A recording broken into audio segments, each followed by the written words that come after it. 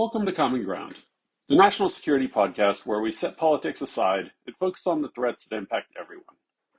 From foreign espionage and cyber warfare to psychological influence and disinformation, we break down how adversaries like China, Russia, and others are targeting the American people and what we can do about it. I'm Shane McNeil, and as always, I'm joined by my co-hosts Amandalynne Davis and Logan. This is where the real conversation begins. This is Common Ground. Welcome back, everyone. Super excited to talk about today's topic. Today on the table, we have deepfakes, which, as your certified Gen Z host, I'm ready to discuss this. It's going to be a good one. My experience with deepfakes is so severely limited, except in the sense that I get to witness them every single day. As someone who is chronically online, I get to scroll through and make the tough choice of what I saw. Was it real or was it AI? Was it a deep fake? Who knows? I have no clue half the time, and I have to rely on those AI generated tabs at the bottom that tell me and just hope for the best. But it can be used for malinfluence.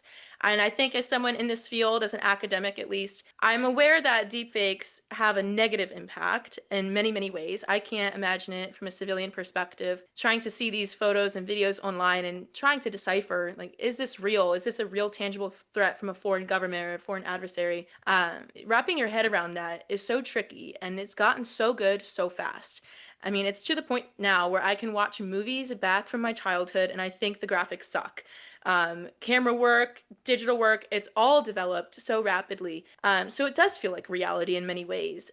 But especially in the world of politics, it just risks so much safety for politicians themselves, but also civilians.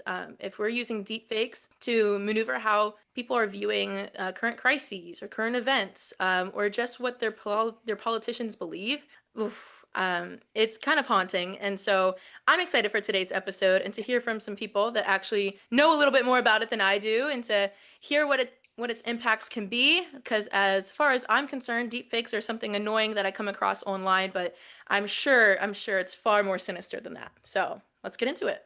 Yeah, I think as someone that was born before the internet, the Hmm. fact that this is even a thing is wild. The sayings used to always be, if you didn't see it, it didn't happen. Now, even if you see it, heard it, smelled it, that doesn't mean anything anymore. And I think there is a lot of room for manipulation in crises from foreign actors, from internal forces, that marketing brands. There's a lot that you can do here. If I want to push you security, I just play AI videos of your neighbor's house getting broken into, whatever, yada yada.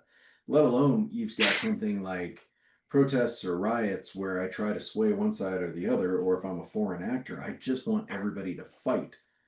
I use deep fakes to seed so much, to where there's something to be said for someone that's easily radicalized and motivated to take acts. In the case study that we're going to talk about, someone was on a video call with someone they believed, and I'll let Shane get into the case study. But imagine if someone then has this same situation from a high ranking US government official, and they believe that they are acting on behalf of whatever group that they believe, and they do horrible things, right? People are easily fooled. They don't understand the technology. So it's a huge danger. Shane? For sure.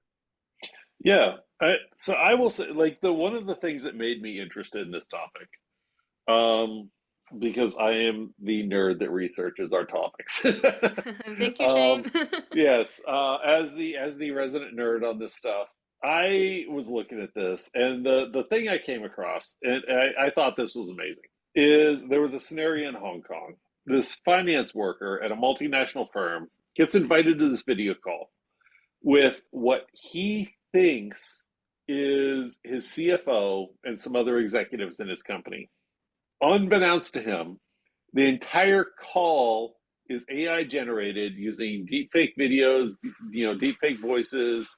The victim thought it was real, followed the instructions that he thought was coming from his CFO to transfer $25.6 million across 15 different transactions.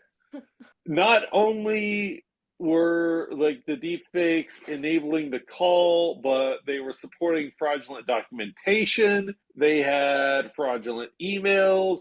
Like they set this up so that this poor guy in Hong Kong truly believed that he was talking to the people that ran his country and was getting email or not country company. He was getting emails from the people that ran his company.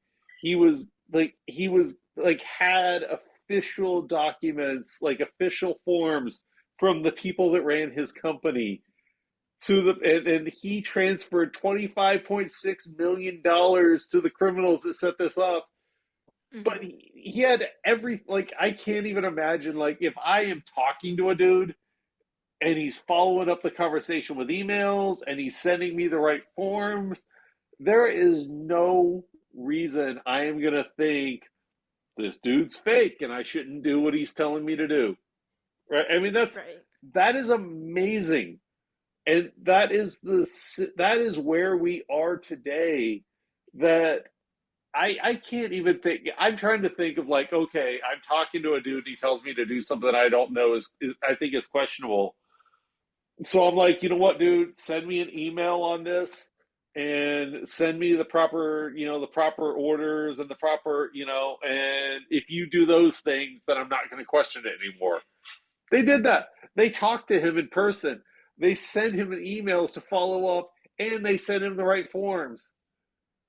What else could you possibly question in that scenario? And that's where we are at today with deepfakes. That blows my mind. That's nuts to me. But the one thing it is reminding me of, on a much those cases that you see of people on platforms like Facebook getting scammed into thinking that it's some celebrity asking for money, asking for help, trying to prey on the weak. It seems like that just blown up, which is so scary because digital literacy is honestly quite low, I feel like. People can't tell Mm-hmm. when something's fake. They don't click on like news articles to really read if it's true or not. So how do we combat this kind of stuff in the workplace when someone is genuinely getting full documentation back to them? I don't, what does that look like? How do you even detect it at Yeah. all? How does it show Well, and up? the level of problem this is. So when I was looking into this, like the stuff that I came across, $200 million in deepfake fraud in quarter 1 of 2025. Like 3 months, the first 3 months of this year, $200 million in fraud from deepfakes. That is like, how do we fight this? It I feels I like it's don't. quicker than us. It's quicker than Yeah, us. yeah. It's outrunning It's us. it's scalable, it's fast, it's cheap. You can literally use free tools that are available on the internet to do it. Like voice cloning takes like 3 to 5 seconds now. Like if I can get a 3 to 5 second clip of your voice, you leave me a voicemail. I call you and I'm like, hey, I am so and so from your, creditor. I need you to call me back. And you call me back and you leave me a 5 second voicemail. I now have enough audio of your voice to create a deep fake of you. That doesn't make sense to me because like how are you even getting through all the phonics? Like the phonetics of someone's voice and like how they pronounce syllables and everything. That to me just how do you do that in 3 to 5 seconds? Like I, and who runs this technology, technology? yo. Yeah, I was gonna say I don't think most people are I, that observant to I be don't get fair.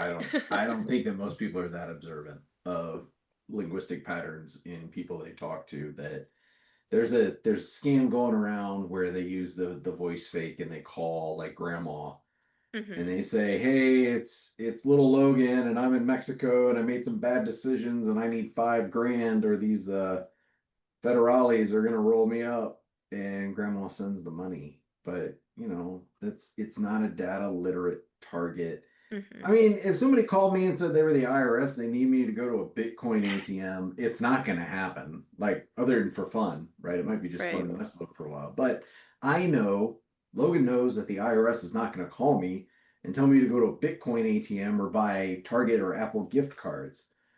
But the problem has grown so fast. Remember, I'm not even as old as some of the people getting targeted, and I was around before the internet. Mm-hmm. So You are for pretty damn old. I'm old, but I'm not as old as some of the people getting targeted, is what Yeah. I'm Well, saying. and I think So though, yeah, you do have a good it's a point though. Like lot. we are not the target audience, right? Because I think I mentioned in a previous episode that I have occasionally gotten caught up. I pointed out like one a couple episodes ago where somebody actually caught me. You know, you got the tater. Uh, but by the way, I think I just caught on how old I am with that reference. By the way, um, I think so too, because I don't get it. yeah, I knew you would. Uh, but somebody listening to us today just got that joke. But anyway, like we're not that target audience, but Mhm. it's the new. This is the new, African prince. It's the new, Which and also worked. it Yeah, was that was an never easy one. people like us that were the target for that. It tends to be older people. It tends to be Yes. people who are less familiar with how these things work. And that's honestly like I think one of the biggest, most successful ones was the let's go back just I think last summer.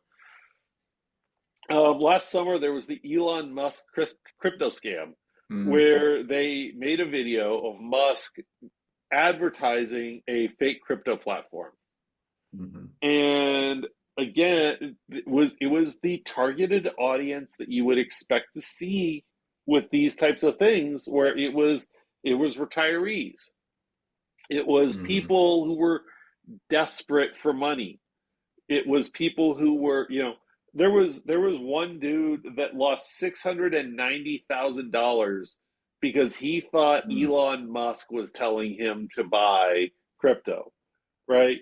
But that's not your average person who's going to look at that and be like, "Yeah, I'm going Who to has buy six what hundred and Elon ninety this thousand video of dollars Elon laying Musk around? telling me to, yeah, yeah, like, although, Yeah. That's a yeah, how real does this dude question. have, yeah, how do you have six hundred ninety thousand Yeah. dollars? Like, I don't even For know a how I hundred would get thousand, $690,000. for a Mhm. hundred Um, thousand, I'll make sure this never happens again. yeah, Just call me. yeah, Call Logan. Hit up the podcast. I'll help you. yeah. Maybe that's our new Hey, financing. That's how we're going to finance Sentinel Research. Is, I we will will help you save money. You pay absolutely. us $100,000. We'll make sure you don't lose 690. Yeah. Right. I'll do it for the Smart. low, low price. Yeah. Smart. But yeah, I mean that's the thing, is we are not the target of these things. Correct. But I mean, oftentimes we It's do fall into it though. I Yeah, mean, like, I've pointed out I've fallen yeah. into these before. Like it Not happens, but also like the frequency of who the person is like being imitated. Like Elon Musk. If I saw an AI video of Elon Musk on, I don't know, X, Facebook, anything, Telegram being sent around, I'd be like, okay, this might be him. I wouldn't like really think twice about it because it's like you said, it's not targeted to me. But if my grandma mentioned it to me and I looked at it, I'd be like, I don't know, is he tweeting or posting on Yeah, X? Like, I don't, that would be the only thing I could ask about because to me, if I see, if it only takes 3 to 5 seconds to get a good, like realistic audio clip of my voice, I can't imagine how easy it would be to imitate someone's appearance when they have thousands and thousands and thousands of photos of them online. So it's yeah, much easier to imitate a celebrity and someone who works in that field. I think it's quite smart on the scammer's behalf. I'll give them credit where it's due. Well, so I don't think the generations post mine are, and I'm Gen X, like I said, would be as likely to fall for the financial scams. Now, where Hmm. I do see vulnerabilities, even in the younger generations, is for emotional manipulation, Yeah, disinformation, right. misinformation. This is a video of someone getting beat by, whatever cops, and then you zoom in and like that wasn't even in the United States. That was in Argentina or Venezuela or whatever. It just doesn't even make sense. Or it's Yeah. from, but they will jump on that social media hand grenade so fast. And there's injustice. And I'm like, that's not even us. I'm not saying there's Yeah, the not some repost button is too injustices. quick. Yeah. well, and I think, yeah, Logan, you pointed that out in a previous episode about how our we have politicians right now that are sharing videos from 2020 Yeah. of the riots in LA. Yeah. And not and people are buying it. Well, People some of are them are people are 86 buying that too, something that but happened 5 years ago is happening today in LA. Yeah. If it yeah. doesn't seem like that fishy on the surface level, I think most people would buy it because those images, they look intense. Sure, it's probably intense what's happening now. They accept it and move on, No, it's and they just keep confirmation on pushing. bias. Exactly, Yeah, no, I I'm think exactly. sending the message it that I aligns to wanted what to they want it send. to align to. Yep. Right. Yeah, Yep. Hmm. that people want. I actually saw.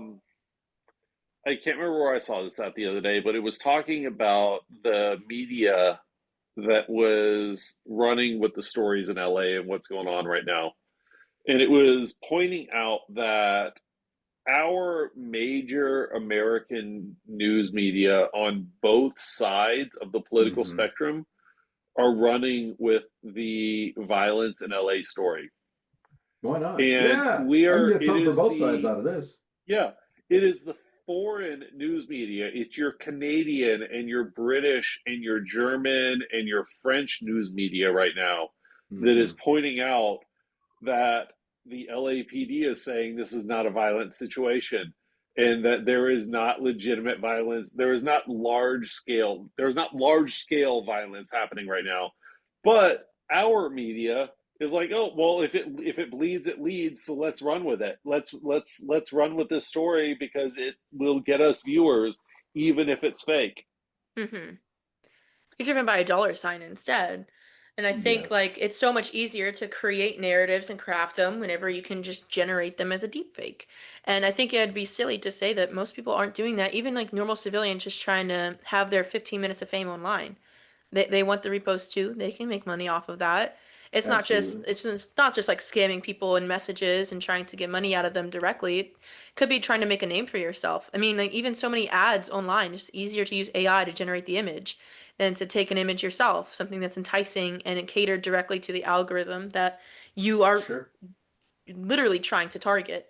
And I think with news outlets like this trying to tackle things regarding like the LA protests, it's more convenient that way you can get more out of it in the 24-hour news cycle to say there's violence. If you just Hmm. say it's only a little bit violent, and there's only a couple things happening, but widespread, no. Boring. Like no one's gonna really care that Yeah. much. So generating it, I think that's important. And we're so used to things having to be jarring for us to stay in touch with it. So it helps, I think, add some flair. All right, guys, I have an idea because we need to get more people to follow our Sentinel research pages on social media.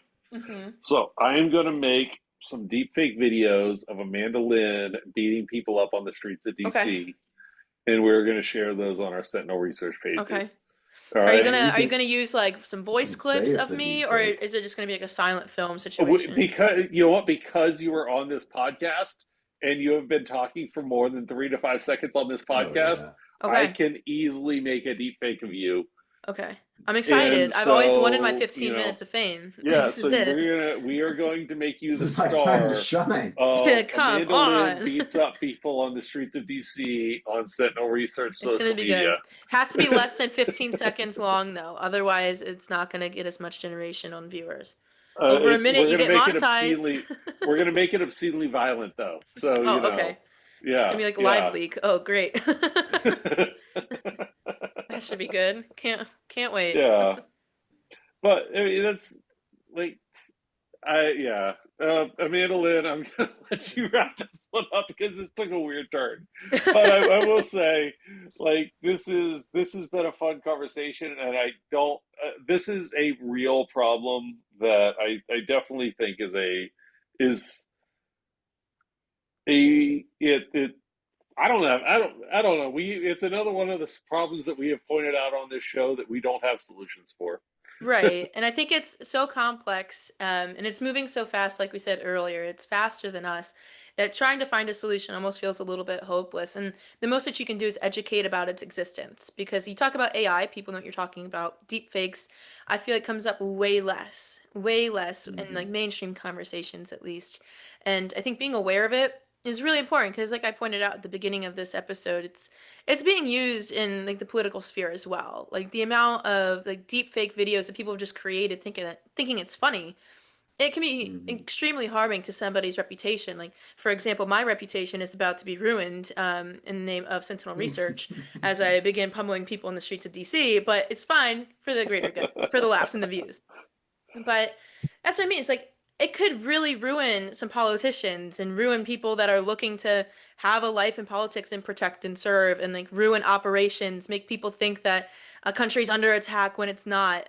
Especially if we don't Yeah. have good ways to track it and detect it. And I mean, as someone who's openly stated multiple times, I don't know much about the cyber part of this. Like, I don't understand how it works, how to stop it. All I can say is that education is like one of the greatest weapons, is understanding how something works is the least you can do and sometimes the most. And I feel like this is a situation where it's the most that you can do is understand it. But, but yeah, Logan, you have any closing thoughts and remarks?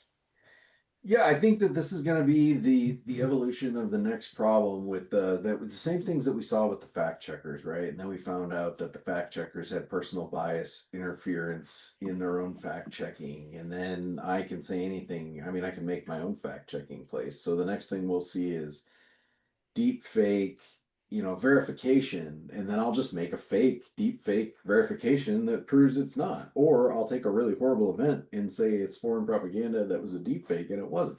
Hmm. That kind of thing. I think that it's a double-edged sword that creates a problem for both sides, and the unscrupulous will always see an opportunity to manipulate for self-promotion or profit. And I think that as the detection evolves, so will the fakes. Remember when AI imagery first came out, it was doing the six finger thing and all that. It was like, Hmm. oh, it's a fake.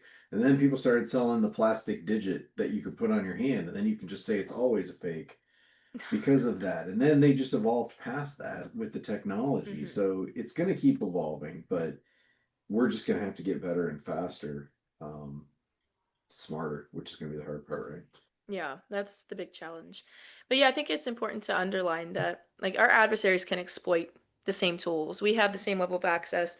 In the same way that we might be endangering ourselves, we are also endangered from how other people use it. And while it does kind of feel like no matter how much we do to try to protect ourselves from it, using detection tools and trying to find legal frameworks, it's the development of the technology is faster than us. So the least you can do is be literate in using media.